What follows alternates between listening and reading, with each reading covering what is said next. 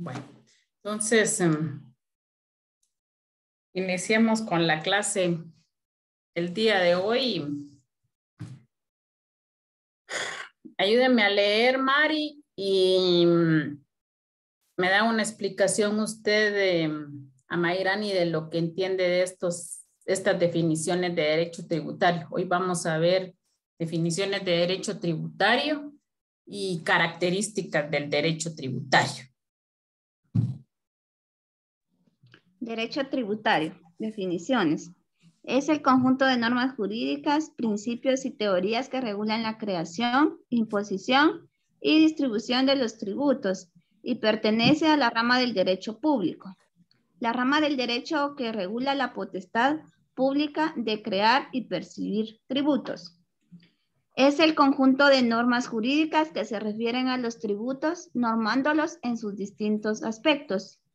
El derecho tributario o derecho fiscal es la rama del derecho financiero que se propone estudiar el aspecto jurídico de la tributación en sus diversas manifestaciones, como actividad del Estado en las relaciones de este con los particulares y en las que se generan entre estos últimos.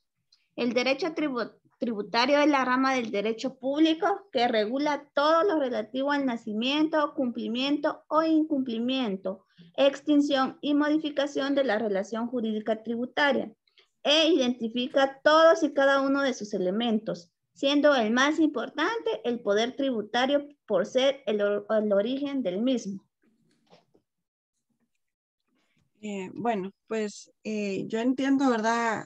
Haciendo una unificación de todas las definiciones, pues que en sí el derecho tributario pues es una disciplina del derecho financiero en sí, porque en sí estudia pues las normas jurídicas por medio de las cuales el Estado ejerce su poder tributario, pues con el propósito de obtener prácticamente pues de los particulares, ¿verdad? Ingresos que sirvan para sufragar los gastos públicos con la tributación que se haga.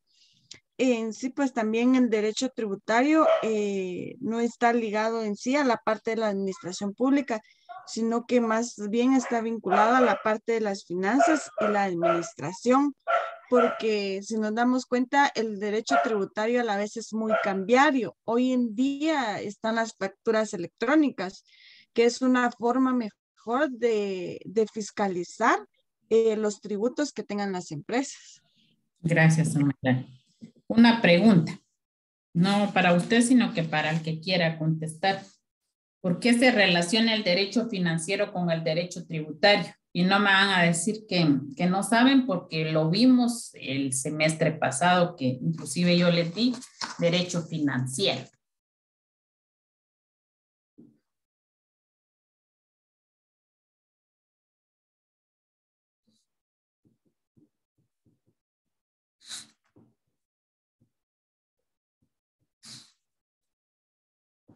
Lick, ¿podría repetir la pregunta? ¿Por qué se relaciona el derecho financiero con el derecho tributario?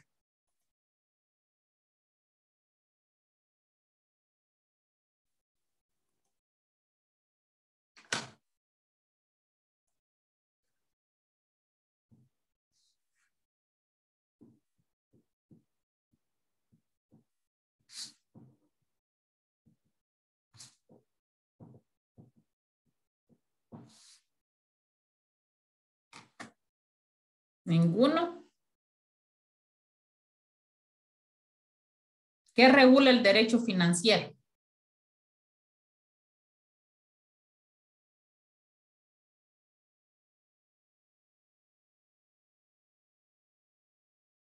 Todas las contribuciones, licenciada, que los particulares y todo dan al Estado, ¿verdad?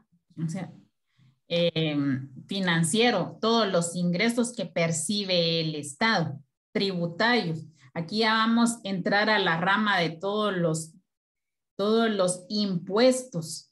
Vimos en derecho financiero qué son impuestos, cuáles son las clases de impuestos, y aquí viene como que se viene a amarrar ya prácticamente en sí qué son los impuestos, por qué se cobran los impuestos, cuáles son sus recursos a interponer en el caso de que ellos no estén de acuerdo o que les estén cobrando o sancionando impuestos o tributos que a la larga pues no estén legalmente normados, o que si están normados no estén la sanción que les están imponiendo está muy alta, pueden apelar. O sea, aquí legalmente vimos, está ligado el derecho financiero con el derecho tributario porque van de la mano. Uno se encarga de financiar, de buscar ingresos. ¿Y cómo los va a buscar? A través de imponer impuestos, a través de poner tributos. Entonces, el derecho tributario es el encargado de normar, de decir cómo está establecidos, cuáles son los procedimientos para que se pueda recaudar un tributo. Entonces, por eso es que va de la mano. Y como aquí mismo dice, y en toda pregunta es cajonera de empezar uno a empezar a decir, es el conjunto de normas jurídicas en todas las definiciones que se puedan dar de todo tipo de derecho público, de derecho privado, de derecho financiero, de todos los derechos o de cualquier institución que se trate, conjunto de normas jurídicas, principios y teorías. Normas jurídicas porque van a regular el derecho tributario, los tributos, principios, porque vamos a ver qué tipo de principios, los principios que más se ven o los que son más mencionados, principio de legalidad. ¿Por qué? Porque tiene que estar normado en una norma jurídica, un tributo para poder ser cobrado, para que se explique cuáles son los lineamientos o procedimientos para poder hacer el pago de dicho tributo. Teorías, porque hay varias teorías en cuanto al derecho tributario y no solo al derecho tributario, al derecho financiero, al derecho público, inclusive hasta el mismo derecho que estudiamos y ustedes lo empezaron a ver desde introducción al derecho. Y si ustedes se acuerdan, es la misma definición, conjunto de normas jurídicas, principios, teorías que regulan la creación, crear normas para establecer un tributo. Dígame, Amairán. Yo lo comprendí de esta manera, pero usted me va a decir si está bien. Sí. Podremos decir que el derecho financiero, que es el encargado de organizar los recursos, mientras que el derecho tributario es el ente encargado de hacer la captación de esos recursos. Muy bien, ahí estamos. Muy bien, Amairán.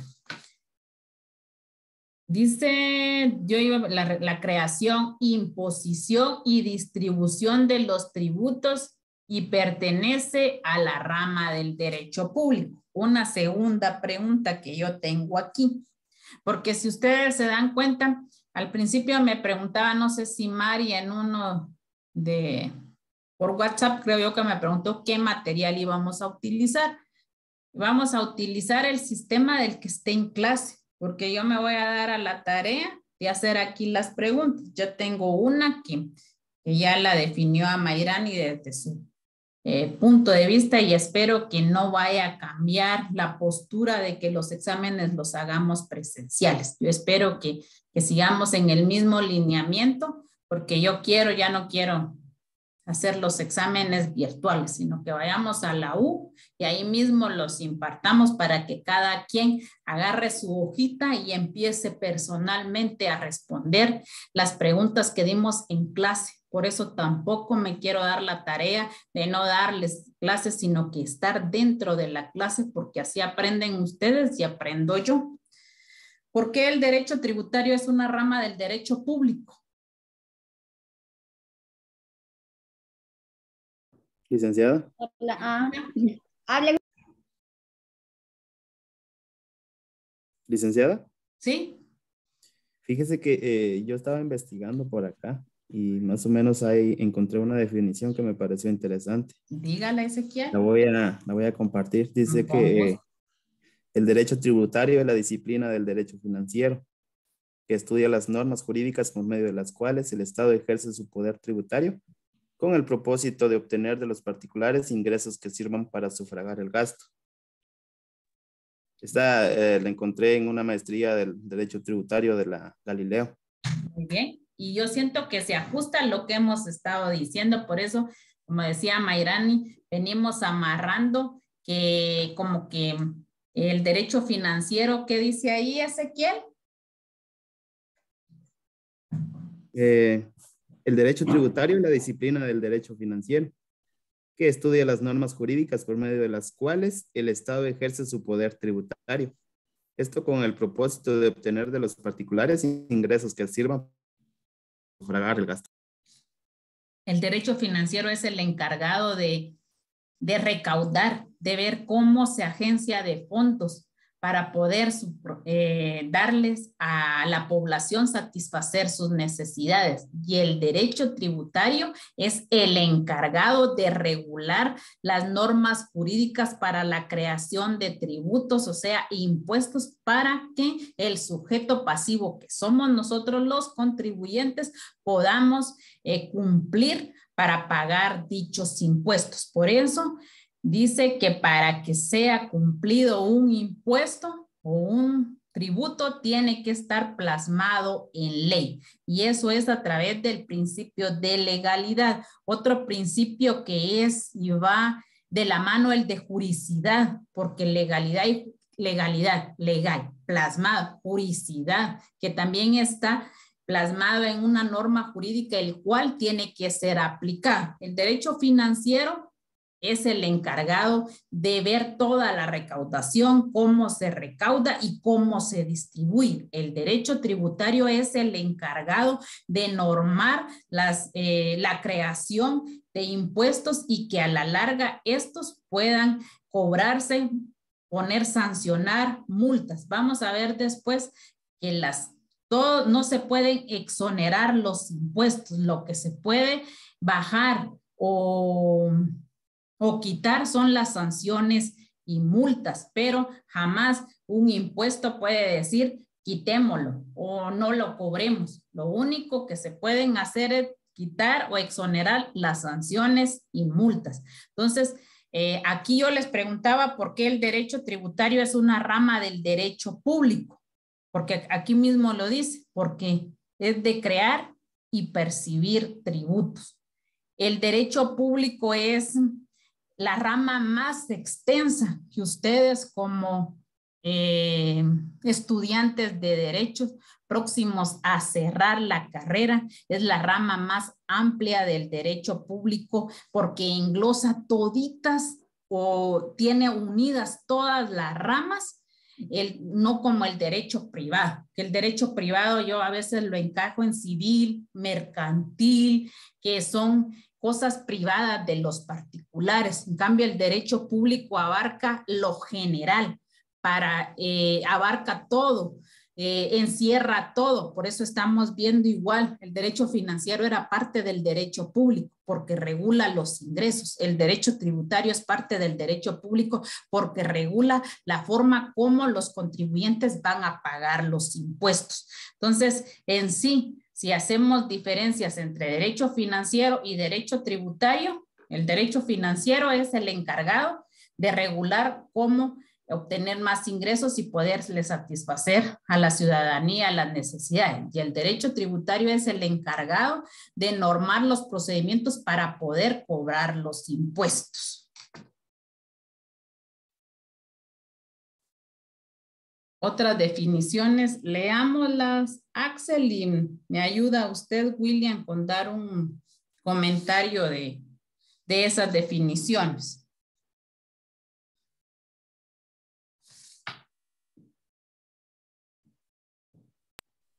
Ahorita se la leo. Gracias. El derecho tributario es un conjunto de normas que regula la recaudación, gestión y el control de los tributos impuestos a los contribuyentes por el Estado. Para Fernando Sainz de bufanda, el derecho tributario es la rama del derecho financiero que organiza los elementos estructurales constitutivos de tributo y determinar normativamente las potestades, sujeciones y deberes a través de lo que se desenvuelven las funciones públicas de gestión y de resolución encaminadas a la aplicación del llamado recurso financiero. Según la moderna doctrina alemana, el derecho tributario es parte del derecho financiero a la par del derecho presupuestario y el derecho patrimonial del Estado. Y es la rama del derecho financiero que estudia el aspecto de la tributación como actividad del Estado y en las relaciones de este con los particulares y las situaciones de que estas relaciones nacen. En el derecho tributario o fiscal comprende dos grandes partes para su estudio. Gracias, Axel.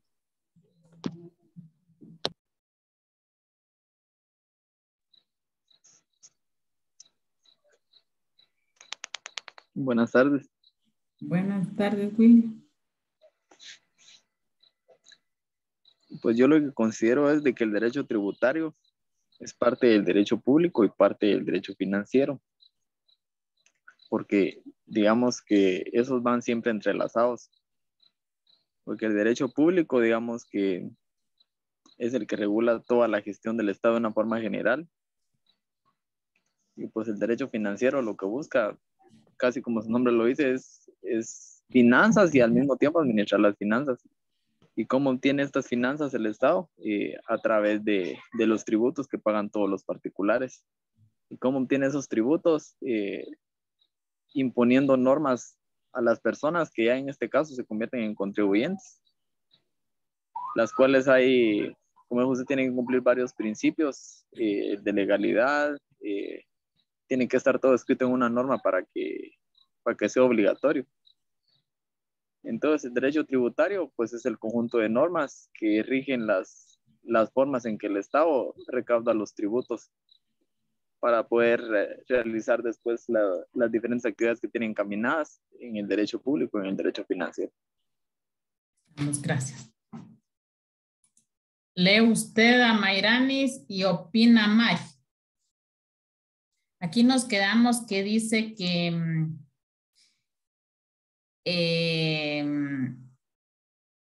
el derecho tributario o fiscal comprende dos grandes partes para su estudio. Está la parte general y luego vamos a ver la parte especial. Entonces lea usted la parte general a Mayrani y opina usted, Mari. Bien. Parte general.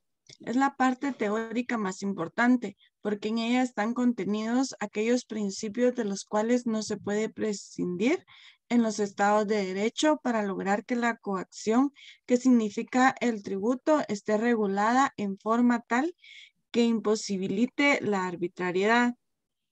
En esta parte se encuentran comprendidas las normas aplicables a todo y cada uno de los tributos. La legislación guatemalteca la contiene en la norma específica, siendo este el decreto 6-91 del Congreso de la República, Código Tributario, y todas sus reformas, la cual comprende definiciones aplicables a todos los tributos, plazos y extensión de la obligación tributaria, disposiciones generales, infracciones y sanciones específicas, sancionatorias, procedimientos administrativos y judiciales. Doctrinariamente, la parte general del derecho tributario comprende el derecho tributario material. Contiene las normas sustanciales relativas en general a la obligación tributaria. Como nace y se extingue la misma, examina elementos como sujetos, objeto, fuente, causa, hecho generador y elemento temporal. Es aplicable a toda la legislación tributaria. Gracias, Amira. Licenciada, pues eso está fácil de entender porque cuando hablamos de derecho tributario en su parte general, estamos refiriéndonos en sí a la norma, es decir, al modelo que se debe seguir para llegar a un orden establecido por el país. Y cuando hablamos de la parte especial, nos estamos refiriendo a la aplicación de esa norma, licenciada. Muy bien.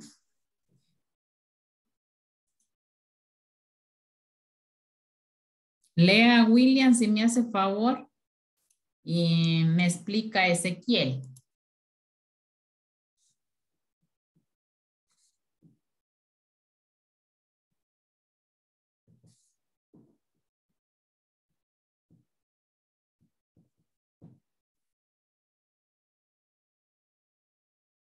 William, lo escucho.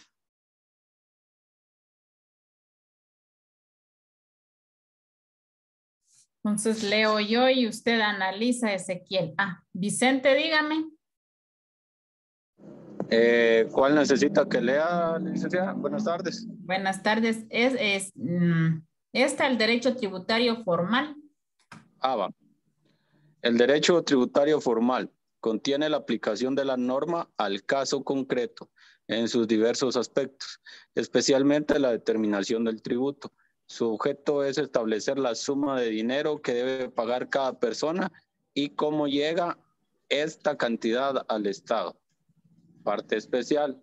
Esta parte comprende todas las disposiciones específicas sobre los distintos tributos que integran el sistema tributario, entendiendo por sistema tributario el conjunto de tributos de cada país. Ejemplo, las normas específicas y particulares de cada uno de los tributos que integran todo el sistema tributario.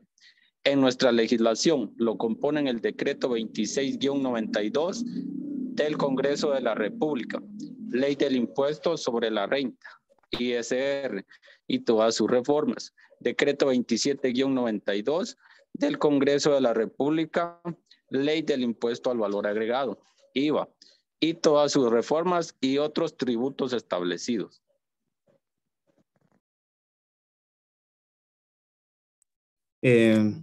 Como ahí indica, pues es la norma en sí, ¿verdad? Lo que comentaba el señor Mari. En este caso, pues les va a establecer a la ciudadanía la suma de dinero que deben pagar cada una, ¿verdad? En las diferentes maneras de tributar. En la parte especial, pues son todas las disposiciones específicas sobre los tributos, pues ahí va a decirnos de qué manera se debe proceder. Un ejemplo claro es, por ejemplo, tal vez no va muy al caso, pero es el ejemplo que yo puedo dar. Por ejemplo, el derecho penal, pues en su parte, ahí sí que, ¿cómo se dice? Parte dogmática creo que es. En su parte de, por ejemplo, está el derecho procesal penal y el derecho penal. En el derecho penal se ve la norma. En el derecho procesal, pues se ve, ahí sí que todo el proceso, cómo debe realizarse y todo ese tema. Esa es la parte especial en específico del derecho tributario, que es lo mismo, ¿verdad? Es la parte procesal de cómo se deben guiar los ciudadanos para poder tributar. Muy bien, Ezequiel. A mí me gusta a veces darle la clase hacia ustedes, porque no es que yo esté de huevona y no quiera leer o no les quiera explicar. El problema es que a mí, ustedes ya van para afuera, patojos, y a mí me gusta que ustedes expresen su propio criterio, que ustedes defiendan su propio criterio. Porque si Dios permite, pues ustedes al finalizar este semestre puede ser que varios tomen la batuta y la gallardía de decir el otro año vamos a empezar a estudiar para nuestros privados. Entonces ahí ustedes ya van a tener su propio criterio, ya no van a ser tímidos, van a empezar a hablar, porque los exámenes privados es de hablar y defender nuestras posturas, nuestros criterios, no es de faltarles el respeto a nuestros examinadores ni a la terna, pero en sí formar nuestras propias definiciones y dar a entenderles a ellos que sí sabemos de lo que estamos hablando, de que sí podemos defender y formar nuestras propias definiciones, dando en sí a entender qué es derecho financiero, qué es derecho tributario, qué es derecho público, qué es derecho privado, qué es derecho civil. O sea, formar así. Por eso yo les digo, ahorita me toca quedar clases a las 7:30 y es con el grupito que hay menos.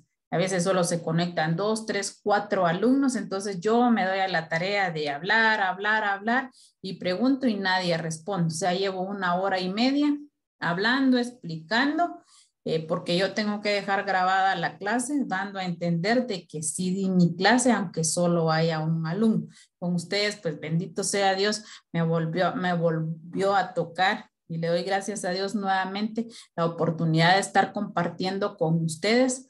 Aprenden ustedes y aprendo yo en ese sentido. Por eso es que me gusta que no esperen de que yo les pregunte, sino que a mí me gustaría que tomaran ustedes la batuta y me levantaran la mano.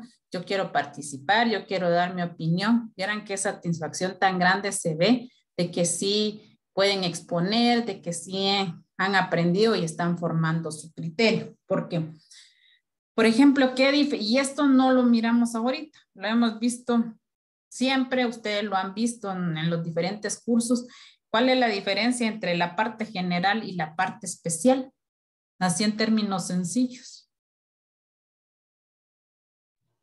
Licenciada, en la parte general, como yo se lo expliqué, es en sí lo que está contenido en una norma, ¿verdad? Muy bien. Pero ya la parte especial es la forma de aplicar esa norma. Ahí estamos, Mari. Esos son términos sencillos y 100 puntos. La felicito.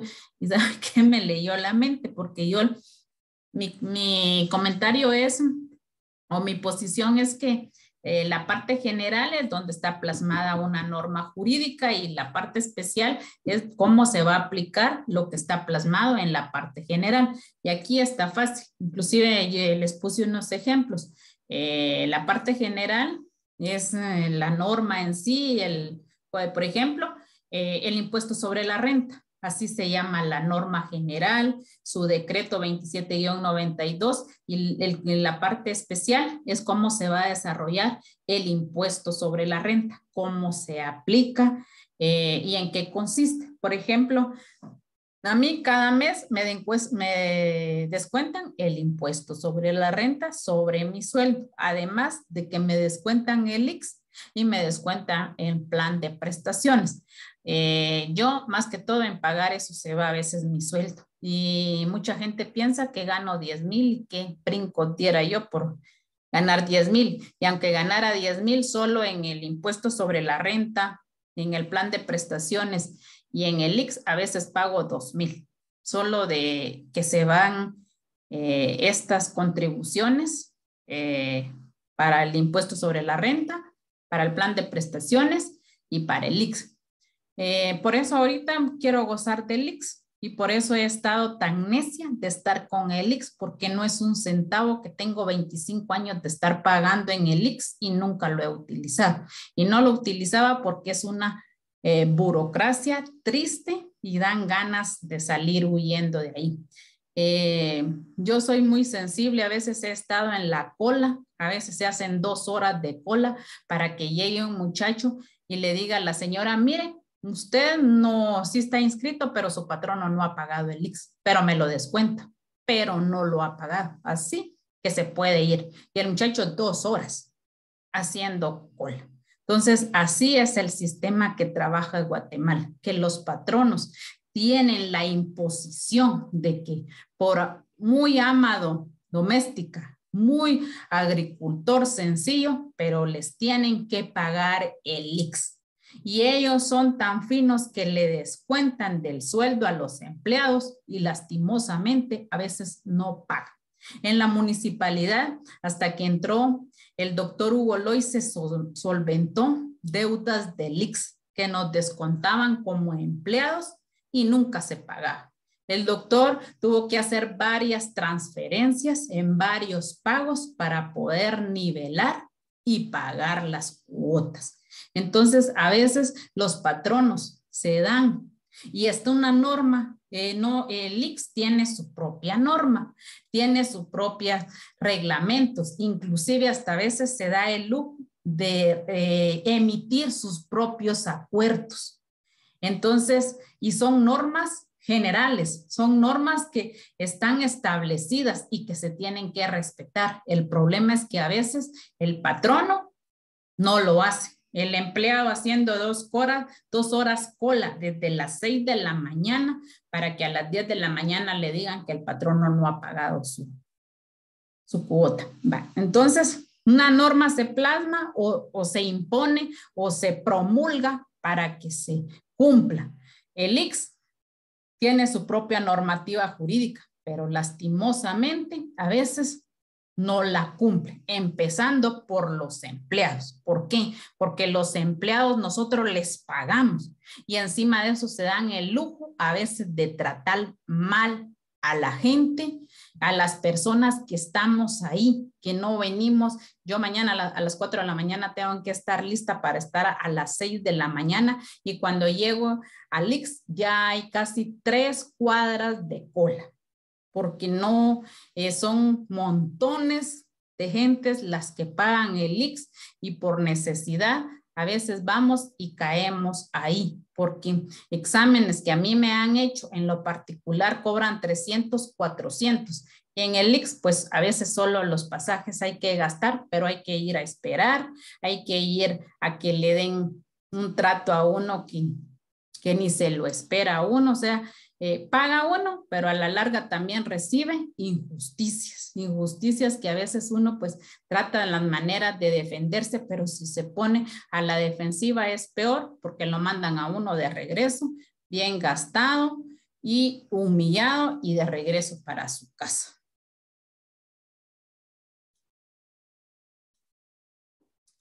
Leamos las características. Ezequiel, si me hace favor. Y me opina Rita. Características del derecho tributario. El derecho tributario tiene las siguientes características que lo describen siendo estas. Inciso A, coacción en la génesis del tributo. El Estado hace uso de la potestad tributaria para crear tributos por tal motivo. Es llamado sujeto activo de la obligación tributaria. Por otro lado, el forzado a dar cumplimiento a la obligación es llamado sujeto pasivo o contribuyente que solo tiene obligaciones. Inciso B, coacción normada. Las normas tributarias son implementadas por el Estado en ejercicio del principio de legalidad, funcionando coactivamente, puesto que el sujeto pasivo la cumple obligadamente, siendo esta coacción la que ejerce el Estado por medio de leyes tributarias. Inciso C, tipicidad del hecho imponible. El hecho o situación debe encontrarse normada en la ley y contener los elementos necesarios para su identificación con el objeto de conocer desde el punto de vista descriptivo si determinada situación cae o no dentro del hecho determinado previamente en la misma. Si un acto no se encuentra descrito en la ley como hecho generador, no está tipificado y por lo tanto no es un acto que dé nacimiento a la obligación tributaria. Gracias, Ezequiel. Pues a lo que yo entendí, esto hace referencia a la parte que el rol que tiene el Estado y nosotros como ciudadanos al contribuir los tributos, de manera de que pagamos y el Estado tiene la obligación de convertir esos tributos en cosas que sean de beneficio para la población y para todo el país, ¿verdad? Conforme a lo que está normado dentro de la ley, para que no incurra en ningún delito ni viole los derechos que como ciudadanos tenemos. Gracias, Rita. Por ejemplo, en la primera, coacción en la génesis del tributo. El Estado hace uso de la potestad tributaria para crear tributos a través del Congreso de la República. Por tal motivo, es llamado sujeto activo. Entonces, aquí el sujeto activo es el Estado y el sujeto pasivo somos nosotros los contribuyentes. Eso que quede bien claro. Sujeto activo, el Estado. Sujeto pasivo, el contribuyente. Donde es bien mencionado este tipo, sujeto activo y sujeto pasivo, también es en la ley de información pública, porque ahí está contenido sujeto pasivo, Estado, y sujeto pasivo, el contribuyente, el que solicita la información. En cambio aquí es el que paga los impuestos, el sujeto pasivo, y el sujeto activo es el que crea los tributos a través del Congreso de la República, pero también es el sujeto activo, el Estado, quien exige que el contribuyente, siendo el sujeto pasivo, pague estos impuestos. Coacción normal. Toda norma tiene que estar, dice, implementada en una norma jurídica. ¿Para qué? Para que se cumpla, porque si no está plasmado en una norma jurídica, nunca lo vamos a cumplir. Jamás vamos a tener miedo de que seamos sancionados por no cumplir de pagar dicho impuesto. Aquí dice, las normas tributarias son implementadas por el Estado en ejercicio del principio de legalidad, funcionando coactivamente, pues que el sujeto pasivo las cumple obligadamente. Ahorita, regularmente, ustedes no me van a dejar mentir. Desde enero nosotros tendríamos, los que somos propietarios de vehículos, pagar ya nuestra calcomanía de este año 2022, pero nos dan hasta ahorita julio. Julio podemos todavía pagar nuestra calcomanía, 7 meses. Y ahorita a principios de agosto no hemos cancelado la calcomanía del 2022, entonces ya pagamos una multa. Pagamos la calcomanía más la multa impuesta. Y encima de eso, de estar plasmado que es una obligación como sujeto pasivo de pagar dicha calcomanía, todavía nos damos el lujo de no pagarla. ¿Y qué hace el Estado? Entonces poner puestos de registro. ¿Y qué es lo primero que piden? Su licencia de conducir y su calcomanía que esté vigente. ¿Y qué pasa?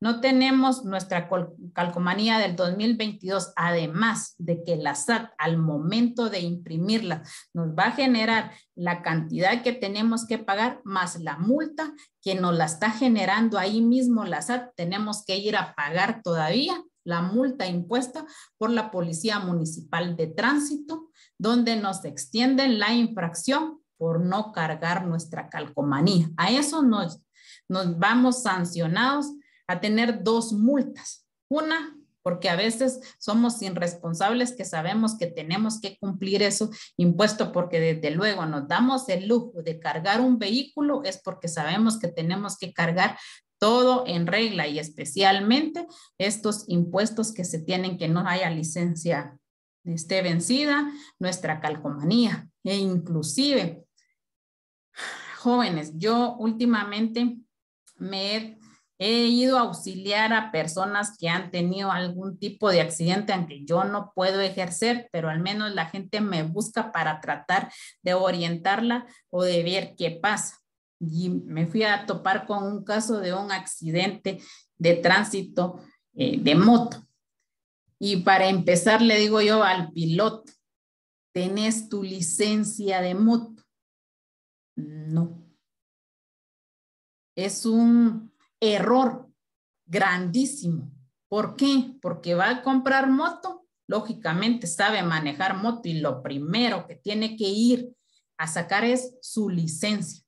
¿Por qué? Lo detuvieron, dejaron detenida la moto, encima de que la muchacha estaba bien golpeada, se la llevaron para Cuilapa. El muchacho se quedó detenido ahí. Primero, porque no cargaba la licencia de conducir, lo multaron, se quedó 2 días detenido porque fue viernes que cometió el accidente, sábado y domingo no atienden en Cuilapa, hasta el lunes, para decirle que aquí ni hay carceleta, sentado en la banca del juzgado de paz estuvo, pero por irresponsable, y le decía yo, mira, si tuvieras ahorita tu licencia, te hubieran dado la moto, hubieras salido, porque solo había que pagar una fianza y estuvieras en tu casa, sino que ni me dieron el arresto domiciliar porque no carga licencia de conducir. Entonces, uno lo primero cuando utiliza un vehículo, moto, carro, después lo primero que tienen que ir a sacar es su licencia, porque hasta por eso terminó siendo multado, se comprometió a pagar los gastos de la muchacha y le costó sacar la moto por no cargar licencia de conducir. ¿Por qué? Porque son impuestos que nosotros como sujeto pasivo estamos obligados a contribuir y el Estado es la persona que viene y los impone para que sean cumplidos. Tipicidad del hecho imponible. El hecho o situación debe encontrarse normada en la ley y contener los elementos necesarios para su identificación con el objeto de conocer desde el punto de vista descriptivo si determinada situación cae o no dentro del hecho determinado previamente en la misma. Si un acto no se encuentra descrito en la ley como hecho generador, no está tipificado y por lo tanto no es un acto que dé nacimiento a la obligación tributaria. ¿Qué quiere decir esto? Que todo impuesto tiene que estar plasmado en una norma jurídica para que así nosotros como contribuyente sujeto pasivo la podamos cancelar.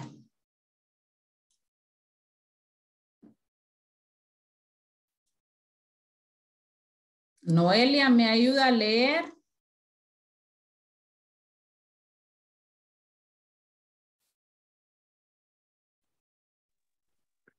Sí, Licta.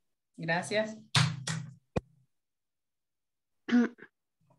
¿En cuál literal, Licta? Iniciamos con la D. Muy bien. Distinción de tributos en género y especie. Al hablar de tributos nos referimos al género de los gravámenes impositivos y la especie es el impuesto. Es la clasificación del tributo, los cuales pueden ser impuesto, tasas, arbitrio y contribución especiales. Distribución de potestades tributarias entre nación y provincias.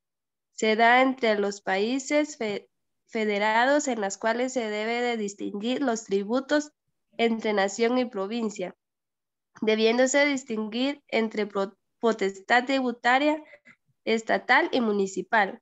Como ejemplo de la potestad tributaria estatal podemos mencionar los impuestos y la potestad tributaria municipal mencionamos los arbitrios.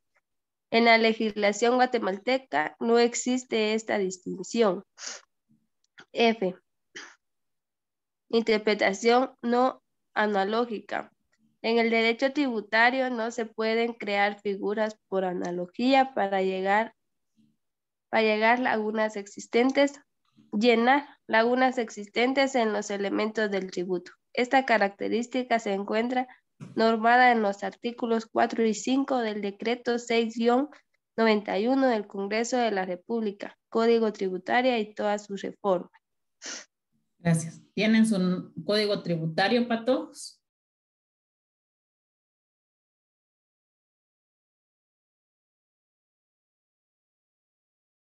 ¿Sí?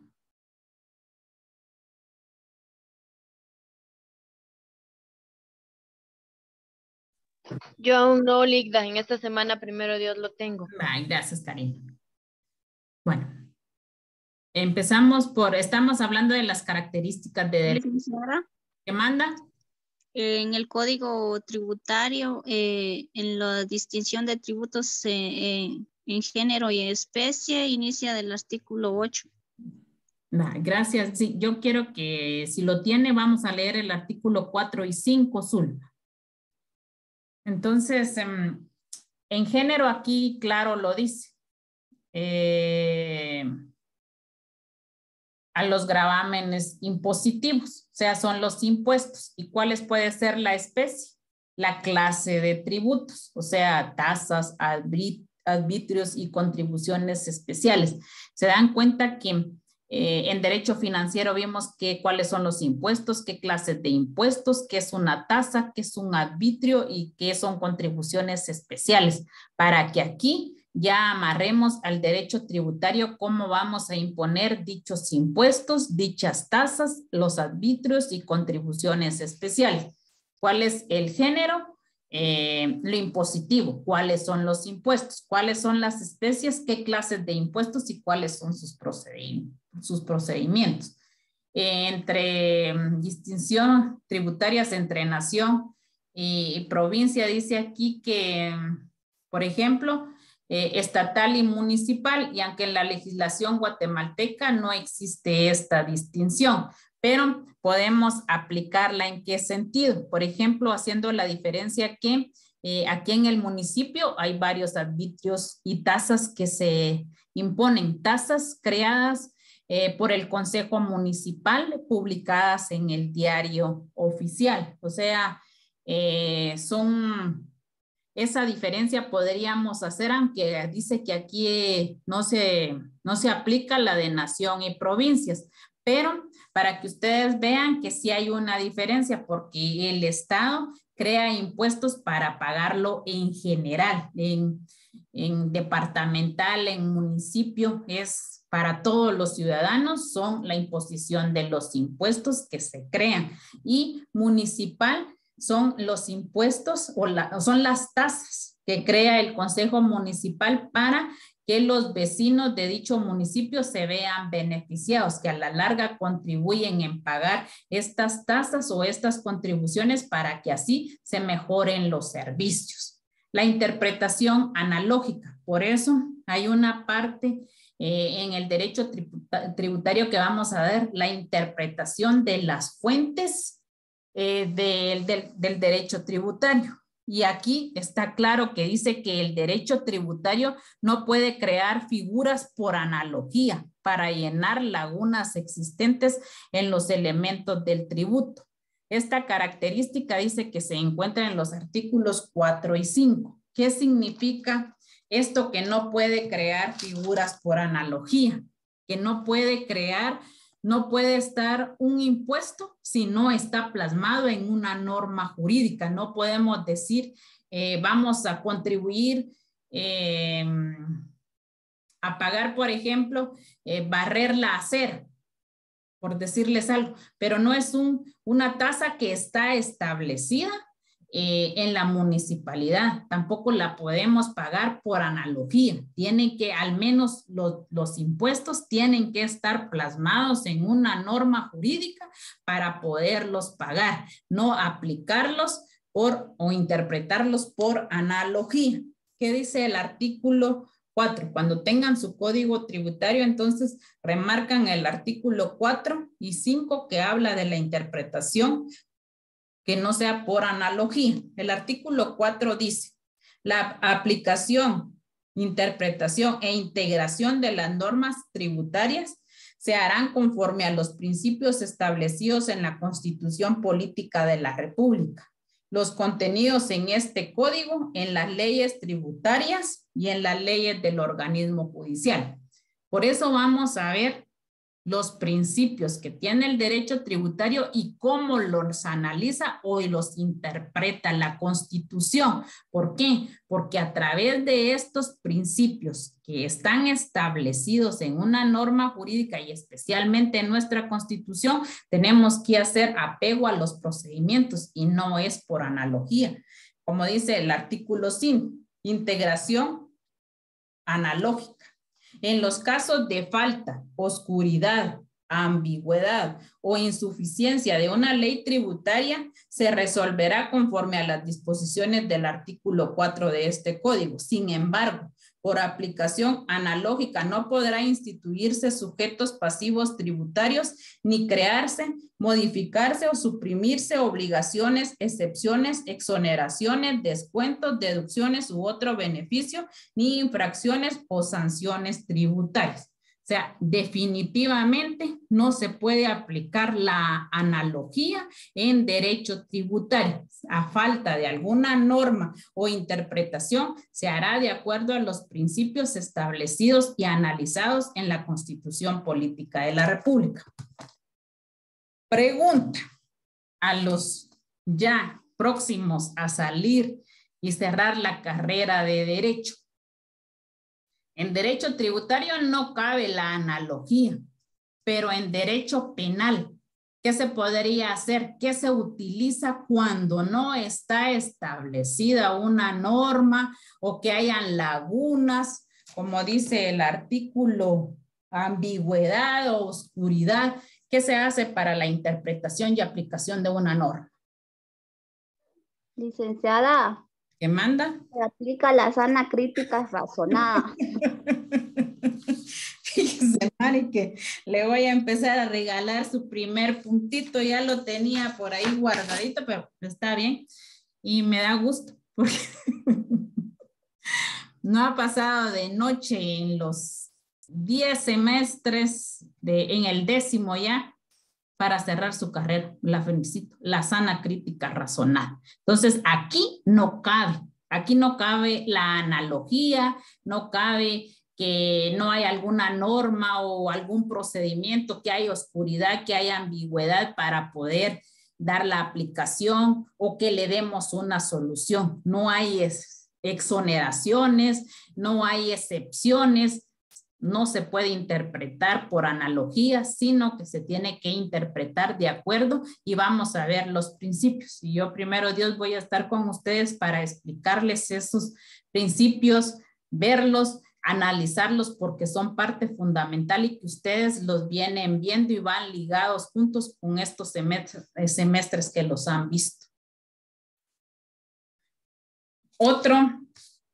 Otra característica del derecho, no retroactividad. ¿En dónde sí existe la retroactividad?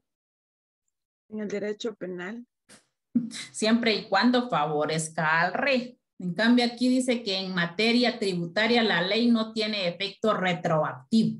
Si antes se multaban 20 quetzales por no pagar la calcomanía y ahorita son 50, no hay efecto retroactivo que digan, miren, no la pagó en el 2021 y ahorita en el 22 está 50, porque todavía puede haber efecto retroactivo, que haya excusa de que no pudo pagar. No, en materia tributaria no hay efecto retroactivo, siendo la excepción a esta disposición, dice, si se aplicara cuando las sanciones anteriores favorezca al contribuyente infractor, siempre que no afecte resoluciones o sentencias firmes, como lo establece el artículo 66 del Código Tributario. ¿Y qué dice el artículo 66 del Código Tributario? Las normas tributarias sancionatorias regirán para el futuro. No obstante, tendrán efectos retroactivos las que supriman infracciones y establezcan sanciones más benignas, siempre que favorezca al infractor y que no afecte resoluciones o sentencias firmes. Viene a decir casi lo mismo. Si ya se estableció una sentencia que tiene que pagar tal sanción en efectivo y son 1000 quetzales, pero ya hay una sentencia que se tiene que ser ejecutada, ya no hay efecto retroactivo que hayan modificado o que hayan dicho que ya no fueran 1000 quetzales, sino que fueran menos, pero como ya se dictó sentencia, ya no puede haber efecto retroactivo. Mientras que si no se ha dictado sentencia y favorezca al contribuyente, se puede establecer de que se le aplique lo que acaban de publicar o que acaban de resolver en cuanto a multas que puedan ser de baja cuantía. Irrenunciabilidad del crédito tributario por parte del Estado. El Estado no puede negociar con los contribuyentes si no es por medio de una ley emitida por el Congreso de la República. Diferencia de las multas y los recargos que, de acuerdo con la Constitución Política de la República de Guatemala, por medio de un acuerdo gubernativo, en consecuencia, los impuestos no son negociables ni rebajables, pero las multas y sanciones sí. Era lo que yo les explicaba. Si hay el IVA es el 12%, no podemos decir que nos cobren el 10%. Lo que sí podemos hacer es de que si hay una sanción y hay una multa por el IVA que nos impusieron, dicha multa se puede rebajar, pero un impuesto establecido no pueden haber negociaciones. Multas y sanciones, sí. Finalidad de cobertura del gasto público. La finalidad del tributo es la cobertura del gasto público, que dentro de sus fines tiene la satisfacción de las necesidades públicas, así como la subsistencia del mismo Estado. O sea que la finalidad de recaudar los tributos es satisfacer las necesidades de los ciudadanos. Y por último, la capacidad contributiva. El contribuyente debe tener, de acuerdo con teorías financieras, económicas, políticas, sociales y culturales, capacidad económica para contribuir a los gastos públicos. Si el contribuyente no cuenta con la capacidad contributiva, difícilmente podrá cumplir con la obligación tributaria, aun cuando se haya cumplido el hecho generador. De esta misma manera encontramos otra definición. La capacidad económica es el más valioso instrumento de interpretación del derecho positivo y el único soporte válido de estructuración de la dogmática del tributo. Pertenece al derecho público, especialmente al derecho financiero. Sus normas son imperativas, no pueden ser pactadas o negociadas entre partes. Sigue un principio de equidad, facultad, establecer contribuciones de carácter obligatorio por ley. Establece sanciones y multas a los contribuyentes si no cumplen con sus obligaciones tributarias. La capacidad contributiva quiere decir que tiene que haber capacidad económica para que el contribuyente pueda contribuir a pagar los impuestos. Por ejemplo, el impuesto sobre la renta se basa en de que haya cierta cantidad, 5,000 o creo yo, que tiene que tener uno de base de sueldo para pagar el impuesto sobre la renta. O sea, que los tributos o los impuestos siempre se tienen que hacer de acuerdo a la capacidad de pago del sujeto pasivo. Bueno, jóvenes, nos vamos a quedar ahí porque tengo que terminar 10 minutos antes para que ustedes empiecen con su otra clase y yo empezar con la otra clase. Entonces, primero Dios, y todo me salga bien, primero Dios, nos miramos el lunes y yo les mandaré la clase de que vamos a ver el jueves, no más venga para ponerse ustedes al día. Entonces, feliz noche. Que Dios la proteja, Linda, que todo le salga bien, primero Dios. Ahí Gracias, nos cuenta Mari. cuando ella haya salido. Está bien, gracias, Mari. Feliz noche. Feliz noche, Liz. Feliz Buenas noche. noches, licenciada. Feliz noche.